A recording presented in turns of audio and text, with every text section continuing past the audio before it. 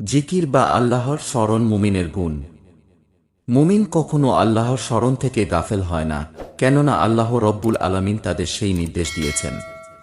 এ ব্যাপারে পবিত্র কুরআনে বলা হয়েছে, হে মুমিনগণ, তোমরা বেশি বেশি আল্লাহর জিকির করো এবং সকাল সন্ধ্যা তার পবিত্রতা ঘোষণা করো। সূরা আহজাব আয়াত 41-42। যারা আল্লাহর জিকির করে এবং যারা করে না, তাদের দৃষ্টান্ত জীবিত ও মৃত ব্যক্তির মতো। সহিহ বুখারী 6407। কিছু তাসবিহ ও কালেমার জিকিরের অফুরন্ত ফজিলত বর্ণিত হয়েছে হাদিসে। বর্ণিত হয়েছে, যে ব্যক্তি 100 বার করে সুবহানাল্লাহ, আলহামদুলিল্লাহ, আল্লাহু আকবার ও লা ইলাহা ইল্লাল্লাহ পড়বে, সেদিন তার চেয়ে বেশি ছোয়াব কেউ আল্লাহর দরবারে পাঠাতে পারবে না, ওই ব্যক্তি ছাড়া যে তার মতো ওই জিকিরগুলো করেছে।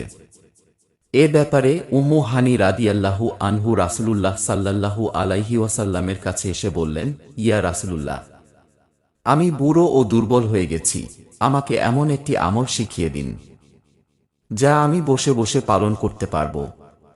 তিনি বললেন, তুমি 100 বার সুবহানাল্লাহ বলবে, তাহলে 100টি কৃতদাস মুক্ত করার সমপরিমাণ সওয়াব পাবে। 100 বার আলহামদুলিল্লাহ বলবে, তাহলে আল্লাহর রাস্তায় যুদ্ধের জন্য 100টি সাজানো ঘোড়ায় মুজাহিদ পাঠানোর সমপরিমাণ সওয়াব তুমি পাবে।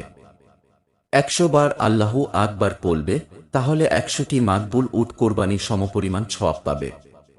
তুমি 100 বার লা ইলাহা ইল্লাল্লাহ বলবে, তাহলে তোমার সওয়াবে আসমান ও জমিন পূর্ণ হয়ে যাবে এবং তোমার কোনো পাপই বাকি থাকবে না। যে ব্যক্তি তোমার এ জিকিরগুলোর সমপরিমাণ জিকির করবে, সে ছাড়া কেউই সেদিনে তোমার চেয়ে বেশি বা উত্তম আমল আল্লাহর দরবারে পাঠাতে পারবে না। হাদিসটি বিভিন্ন সনদে বর্ণিত হয়েছে এবং সনদগুলো হাসান বা গ্রহণযোগ্য। ইবনে মাজাহ 2-1252, মুসনাদে আহমদ 6-344। আবু উমামা রাদিয়াল্লাহু আনহু থেকে একই অর্থে বর্ণিত অন্য হাদিসে রাসূলুল্লাহ সাল্লাল্লাহু আলাইহি ওয়াসাল্লাম সকলকে 100 বার করে উক্ত জিকিরগুলো আদায় করতে উৎসাহ দিয়েছেন এবং অনুরূপ সওয়াবের সুসংবাদ দিয়েছেন। আল্লাহ তাআলা মুসলিম উম্মাহকে আলোচিত নিয়মে, অর্থাৎ মূল 4 তাসবিহ 100 বার করে মোট 400 বার প্রতিদিন যত সম্ভব পাঠ করার তৌফিক দান করুক।